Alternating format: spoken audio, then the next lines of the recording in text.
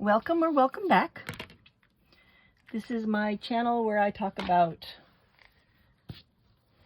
a little bit of crafting, a little bit of my mental health journey, and apparently a lot about Bear, my emotional support cat. I do have a couple of shorts to put up of the other two pets that we have, Mama Bear and Goldie, but I haven't put them up yet. So what I'm going to talk about today is something that I feel very strongly about, and it's possible that quite a few neurodivergent people would agree with me. And that's 10 things that I, as a neurodivergent person, would really appreciate if neurotypical people would understand. Like, completely and totally ingest into their mind and body and soul these things about me as a neurodivergent person, and possibly other neurodivergent people as well. So that's what today's going to be about. And it is ta-da!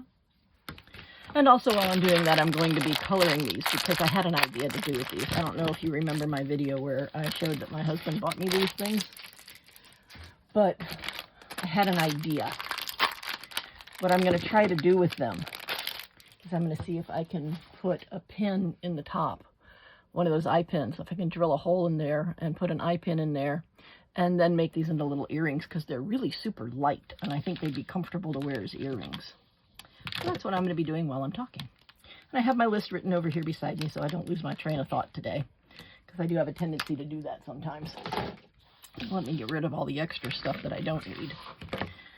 So, number one thing that I, as a neurodivergent person, wishes that neurotypical people would understand is that I don't understand social cues.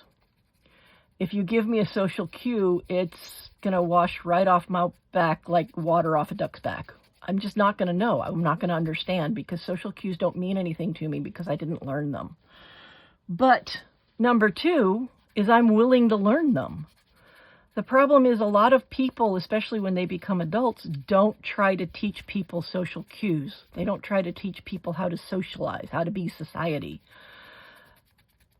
Because you just, as a neurotypical person, it has been my experience that as a neurodivergent person, it has been my experience that neurotypical people just dismiss me with the thought of, oh, well, that's such a word. Or she's just being a and that's not the case. I just don't get it. I don't understand. But I want to learn. So if you tell me what it is, what social cue that I've missed, I will try to really make sure that I don't miss that social cue again in the future. The problem is there are so many social cues. So that was 1 and 2. I don't understand social cues, and I am willing to learn them if you are willing to teach me. Number 3 is neurodivergence puts me at a disadvantage, so please don't assume that I'm going to keep up with, quote, stuff. And I don't mean like material items there.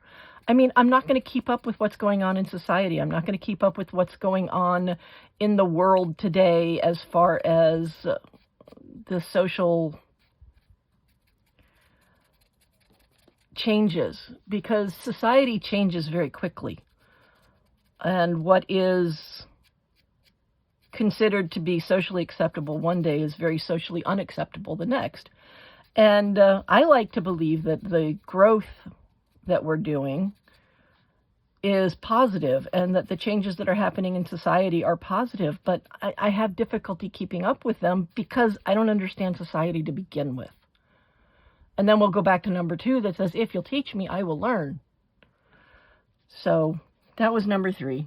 Number 4, social cues are not cues to me. And this kind of sounds repetitive, but I really want to drive the point home that if you think you're giving me a social cue, you're not. As a neuroatypical person, I don't get it. I don't see it. I don't ingest it. I don't know it.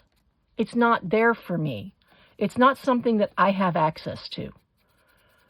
So please don't get mad at me just because I missed your unspoken social cue, because I'm never going to get those.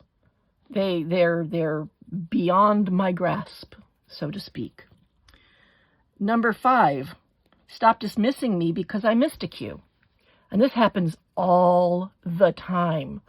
I get ostracized, and I have been ostracized so many times in my life because I totally missed a social cue. I did or said something that was not the right thing to do or say at that moment in time. And then I get dismissed by anybody who heard or saw me do that. And I just missed a cue. I just didn't get it. But now you've dismissed me, and worse, you're probably talking behind my back. And that's really not fair to me. That's really not fair to all, well, I can't say all. It's really not fair to neurodivergent people to just dismiss us out of hand just because we missed something. But it does. It happens to me all the time, and I would be willing to infer that it happens to an awful lot of neurodivergent people, a lot. I mean, I'm autistic. That is not my only neurodivergence. That's the only one that I've shared on this channel. But it's by far not my only neurodivergence. I've got a laundry list of neurodivergences.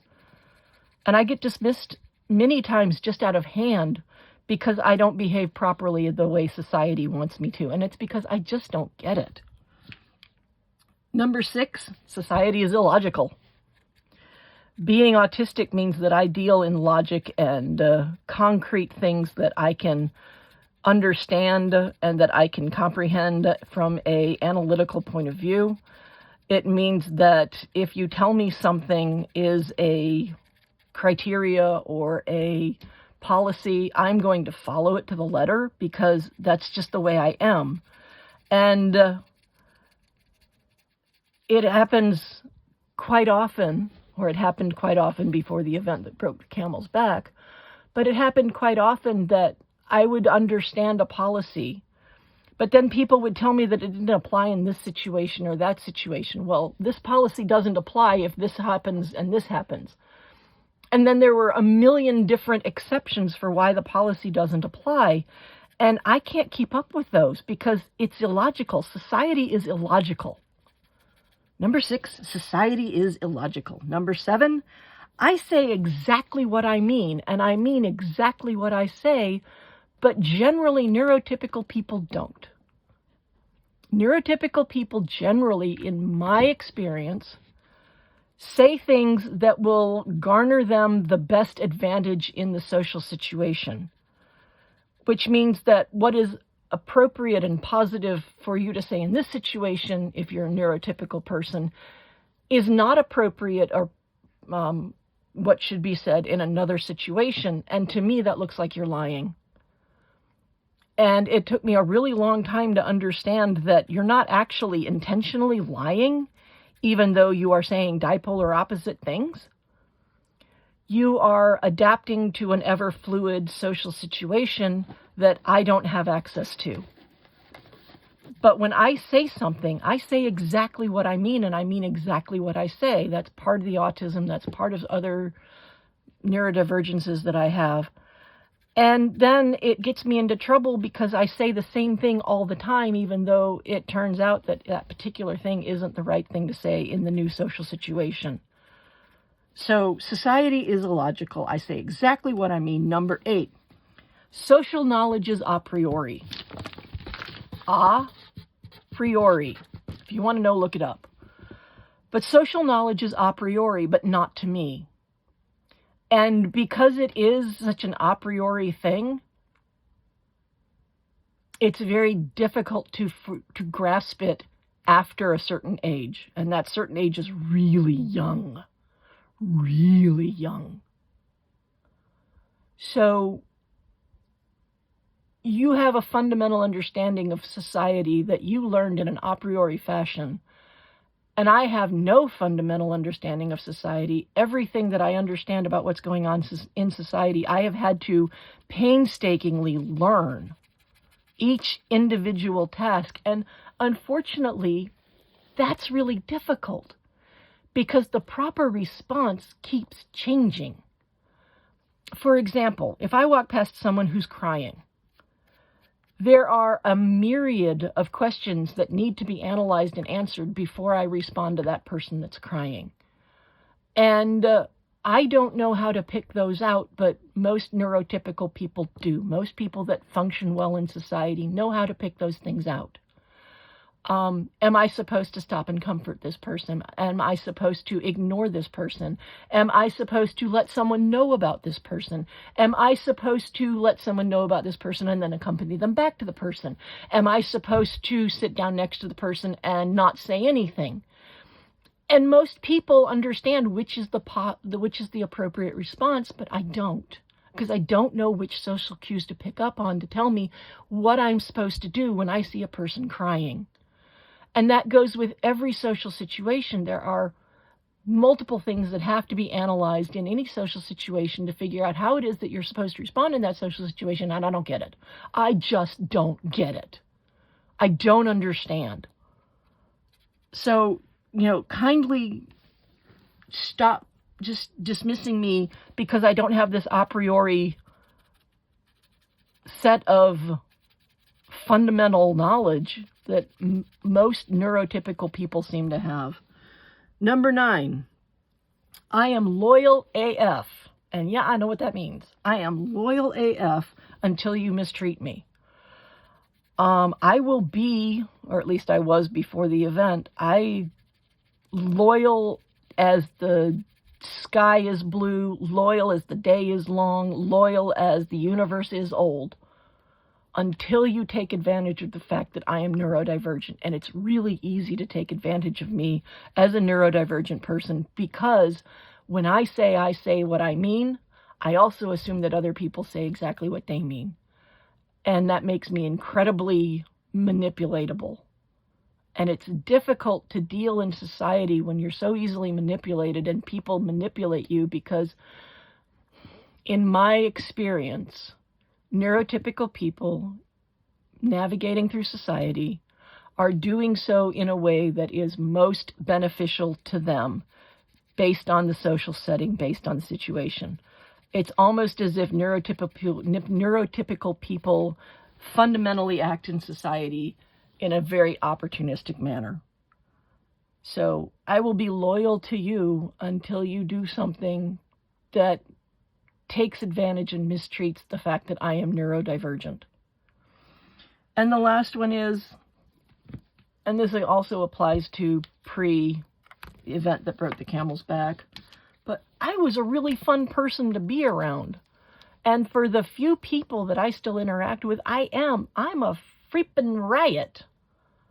I am funny. I say the weirdest things. I put the oddest things together, and I'm just a riot.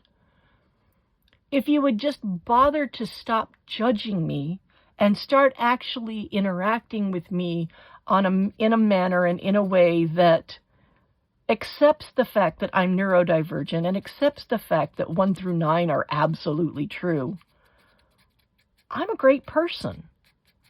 But so few people have ever given me the chance to demonstrate that. And it's really sad because I'm missing out, but the neurotypical people that I've interacted with are also missing out, because I'm loyal and fun if you just bother to let me be exactly who I am, instead of trying to make me fit into the society that I will never understand. So there's my 10 things. I got 2 of them done. I'm on my 3rd one. I'm going to see about making them into earrings, and I just realized if I'm going to make them into earrings, I ought to color 2 of them the same way. I'll go back and do that. But that's my video for this time. I welcome you to my channel. Please like the video, subscribe to my channel, turn on post notifications. This is my mental health journey. I am neurodivergent. I welcome you to follow me on my path. Comment if you like.